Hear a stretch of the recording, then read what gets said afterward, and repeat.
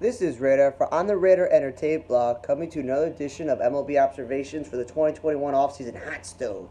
So even though there's a lockout been going on for the past couple of weeks, there are still players signing deals. So former utility player Jose Prialia and David Buchanan, both formerly the Phillies, have decided they're going to stay in Korea because, again, they're not sure when baseball is going to start.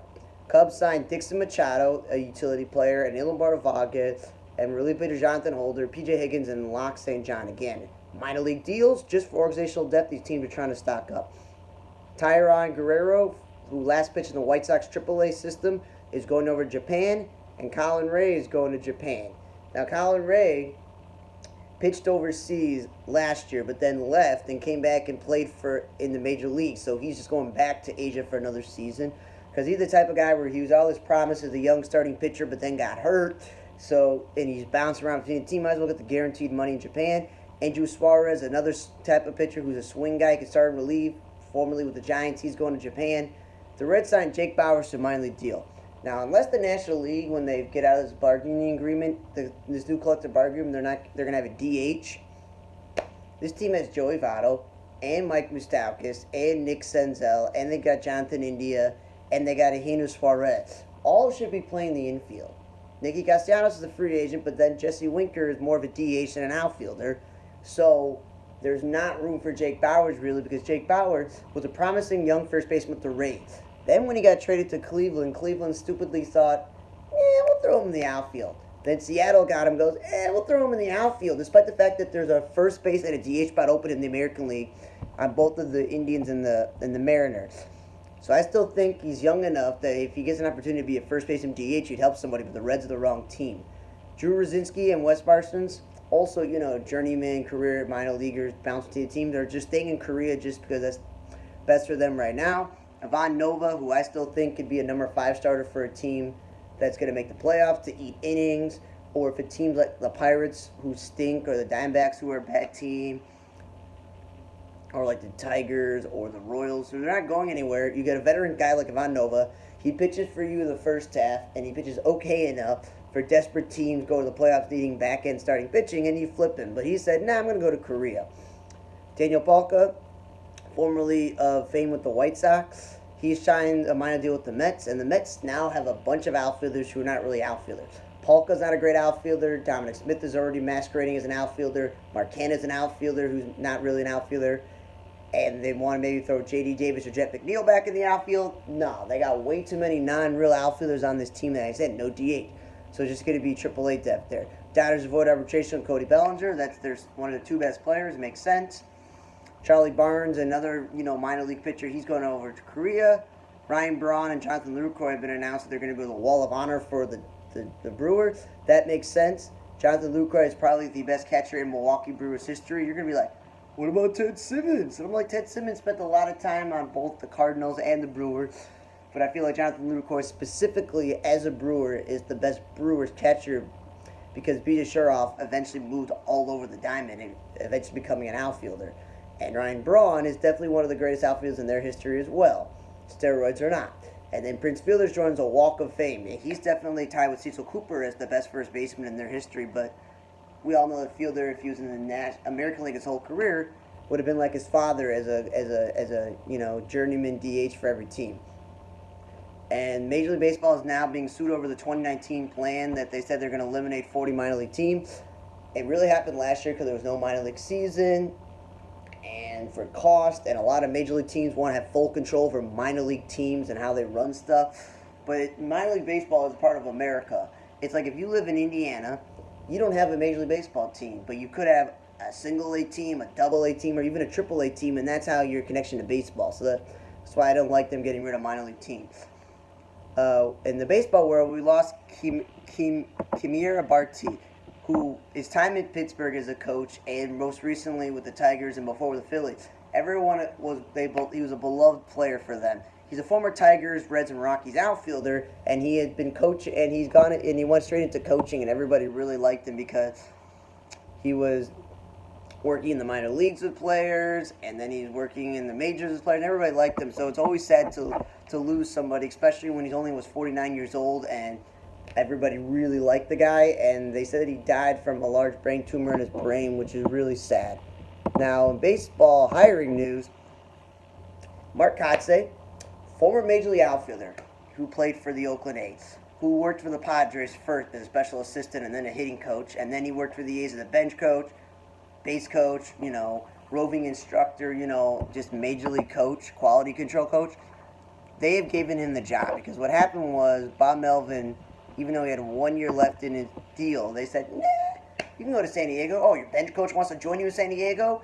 And if you've been paying attention to the podcast and to this video, he got Matt Williams to come over and coach for him, and a few other guys used to coach for him to go to San Diego. So they're just trying to build up that team there. So the A's were like, well, he played for us. Injuries derailed his career, and he never lived up to what he was supposed to be.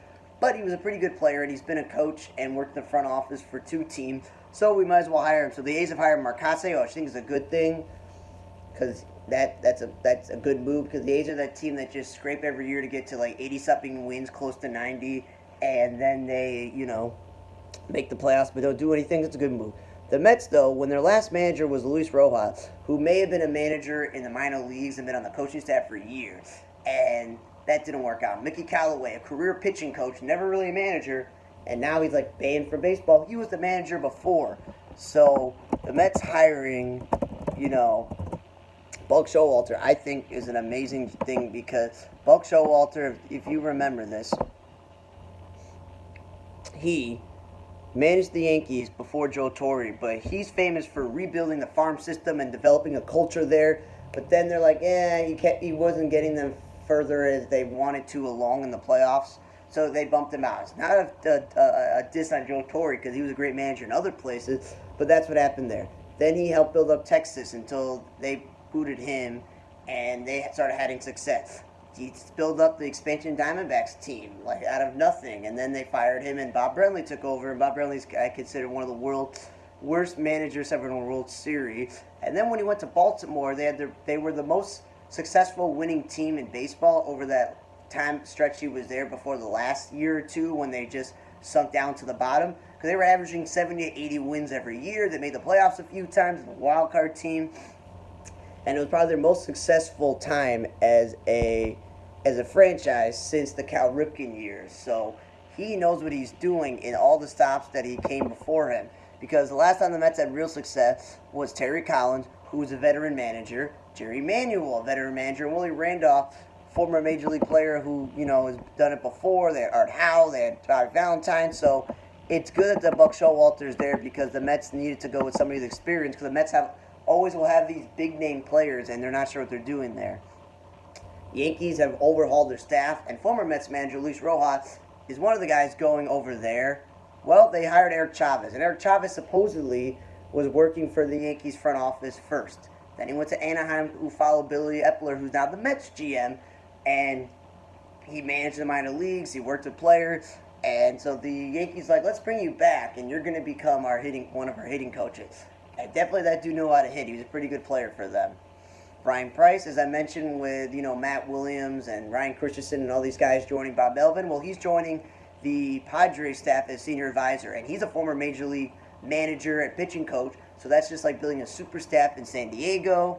The Cleveland Guardians, David Blitzer has bought a minority stake in the team because there are rumors that the current owner is not big fans of owning the team and may want to sell it. So this guy is now a minority, has a chance to be a majority owner. The Red Sox hired Luis Ortiz and Ben Rosenthal, assistant hitting coaches. Again, they're hitting coach, even though they had a good year left to go to Texas.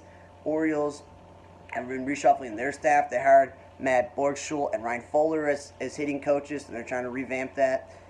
And I want to say that to the Angels, it's really good progress for you to let the new addition of Noah Syndergaard wear number 34 because the last time that was worn was Nick Earnhardt, who pitched amazing in his debut, and then a drunk driver killed him and other people in a car crash. That they haven't issued the number out, and if he has a good season, it'll be good honor to him.